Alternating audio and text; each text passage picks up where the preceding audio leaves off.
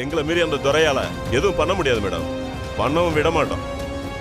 அவன் அப்படி மண்டபத்துக்குள்ள வர்றது தெரிஞ்சதுன்னா அவனை கோழி அமுக்கிற மாதிரி அமுக்கி நம்ம இடத்துக்கு தூக்கிட்டு போயிடுறான் மேடம்.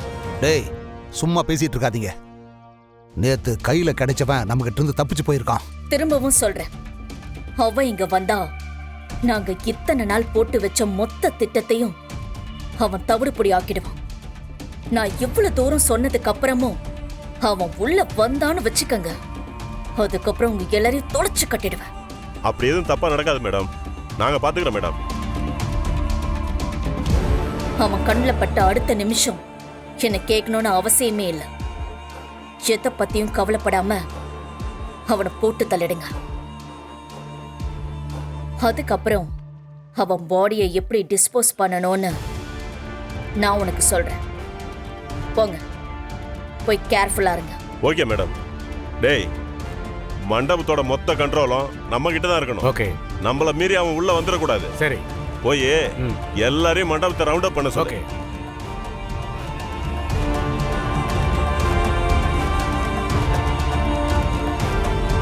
பவானி, இங்க நிக்கிற நம்ம ஆளுங்க இத்தனை பேரை தாண்டி அந்த துறையால மண்டபத்துக்குள்ள வரவே முடியாது.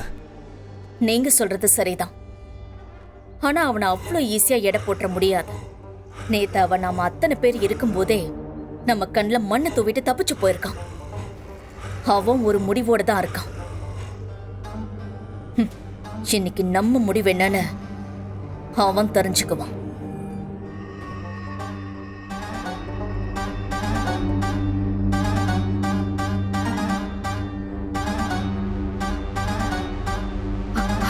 அண்ணா, சொல்லுமா. எனக்கு ரொம்ப பயமா இருக்கு. பாட்டி விஷயத்துல இப்படி எல்லாம் நடக்கும்னு நான் நினைச்சு கூட பார்க்கல. இந்த கல்யாணம் நடக்கணும்னு அவங்க தான் ரொம்ப ஆசைப்பட்டாங்க. கடைசியில அவங்களே இல்லாம போயிட்டாங்க. மித்ரா, நடந்த விஷயம் உன் கண்ட்ரோல் இல்லாம நடந்து போச்சு. பாட்டி போய் சேர்ந்துட்டாங்க. இப்போ நீ அதை நினைச்சு ஃபீல் பண்ணி எதுவும் ஆக போறதில்ல. இப்போ அந்த பிரச்சனையை சமாளிச்சு கல்யாணத்தை நல்லபடியா நடத்தணும். அதை பத்தி மட்டும்தான் நாம யோசிக்கணும். நாம அதுக்காக தான் இவ்வளோ நாளா கஷ்டப்பட்டுட்டு இருக்கோம். நீ பாட்டிக்கு இப்படி ஆயிடுச்சுன்னு நினைச்சு எதுவும் வருத்தப்பட்டு இருக்காத. இங்க பாரு, நடந்து போச்சு, பாத்துக்கலாம். சரியா?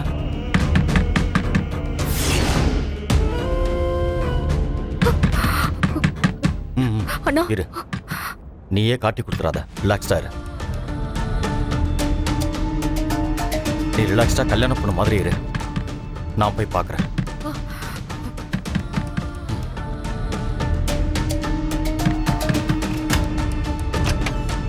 நீங்க தானா? உள்ள வாங்க. நான் யாரோ என்னமோ நினைச்சேன்.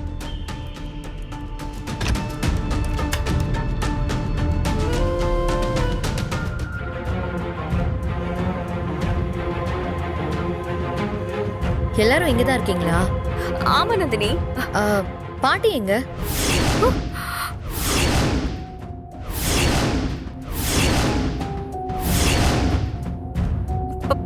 என்னாச்சு? காலையில இருந்து பாட்டியை காணோம். மண்டபம் ஃபுல்லா நான் தேடி பார்த்துட்டேன், ஹாலே காணோம். ஃபோன் பண்ணா லைனுமே போகல. நந்தினி, பாட்டி உங்ககிட்ட எதுவும் சொல்லலையா? ஏன் இல்ல, என்ன விஷயம்? இல்ல, மித்ராவோட கல்யாணம் நல்லபடியா நடக்கணும்னு கோயில்ல ஏதோ வேண்டுதல் வச்சிருக்காங்களாம். முகூர்த்தம் முடியறதுக்குள்ள கோயிலுக்கு போயிட்டு வரேன்னு சொல்லி அவங்க காலையிலேயே கிளம்பி போயிட்டாங்க. ஓ, கோவில் போயிருக்காங்களா? ஆமா. என்ன, ஏன் எதுக்கு இப்ப நீ பாட்டியை தேடிட்டு இருக்க?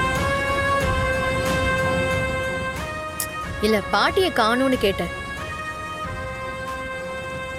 ஆமா மாமா, எந்த கோவில் போயிருக்காங்க?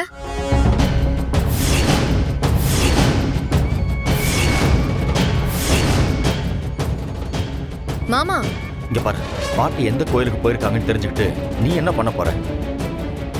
அது இப்போ ரொம்ப முக்கியமா? கல்யாண வேலை ஏகப்பட்டது இருக்கு. அவங்களும் கோயிலுக்கு போயிட்டாங்க. நீ போய் மீனா கூட சேர்ந்து புரோகிதம் பண்றவங்களுக்கு ஏதாவது வேணுமான்னு கேட்டு அவங்களுக்கு ஹெல்ப் பண்ண.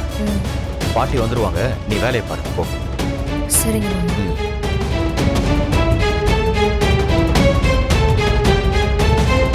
மித்ரா, என்ன நந்தினி?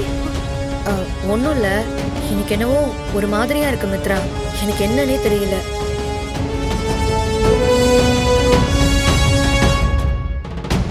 சரி, சீக்கிரமா ரெடி ஆயிட்டு வந்துரு.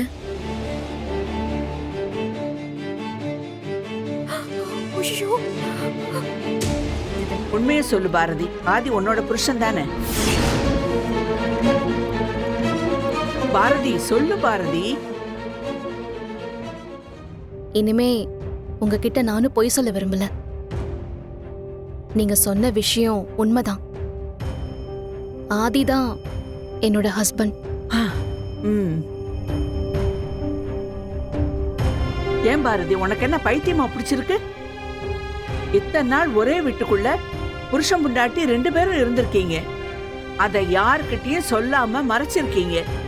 இப்போ உன் புருஷனுக்கு மித்ராவோட கல்யாணம் நடக்க போகுது. நீயும் அதை பார்த்துக்கிட்டு அமைதியா கல்யாணத்துக்கு புதுப்புடவை கட்டிட்டு வந்து நிக்கிற. சத்தியமா எனக்கு என்ன நடக்குதுன்னு புரியல பாரதி. நீ அமைதியா இருக்கிறது கொஞ்சம் கூட சரியில்லை பாரதி. இத பாரு, இப்பவே இந்த விஷயத்தை எல்லார்கிட்டயும் சொல்லி இந்த கல்யாணத்தை நடத்த விடாம பண்ணு போ. என்ன பாரதி, நாங்க பாட்டுக்கு பேசிட்டே இருக்கோம், நீ எதுவும் பேசாம நின்னுட்டு இருக்க. என்னதான் ஆச்சு உனக்கு? நீங்க 2 பேரும் என் மேல அக்கறையா இருக்கிறதுக்கு ரொம்ப தேங்க்ஸ். நீங்க சொல்ற மாதிரி என்னால இந்த கல்யாணத்தை இந்த நிமிஷம் நிறுத்த முடியும். நிச்சயமா என்னால முடியும். நீங்க கேட்டீங்களே 2 பேரும் ஒரே வீட்ல இருந்தும் எதுக்கு ஒருத்தர் தெரியாத மாதிரி இருக்கீங்கன்னு. அதுக்கு ஒரு காரணம் இருக்கு. அது என்னன்னு உங்களுக்கு சொல்ல வேண்டிய கட்டாயத்துல இப்ப இருக்கேன். எங்களுக்குள்ள இருக்கிற பிரச்சனையே வேற. ஏன் பாரதி, உனக்கும் ஆதிக்கும் ஏதாச்சும் பெரிய சண்டையா? அதனாலதான் இப்படி இருக்கீங்களா? புருஷன் பொண்டாட்டிக்குள்ள சண்டை இல்லாம இருக்குமா? ஆனா ஆதிக்கு நான் தான் பொண்டாட்டிங்கிற விஷயம் தெரியவே தெரியாது. டேய் ஆனந்த்,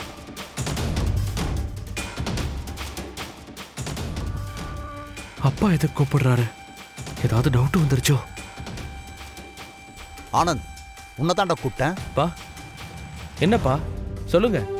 இங்க பாரு, நாங்க சொன்னதெல்லாம் ஞாபகம் இருக்குல்ல? கல்யாணம் முடிகிற வரைக்கும் நீ வேற எதை பத்தியும் யோசிக்க கூடாது.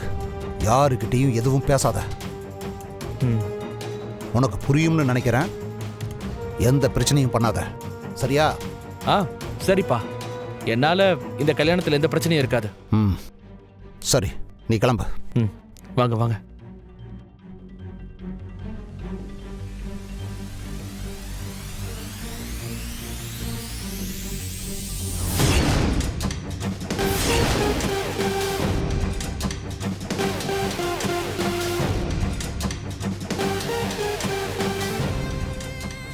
என்னங்க, நான் போய் பேசிட்டு வந்துடுறேன். ம்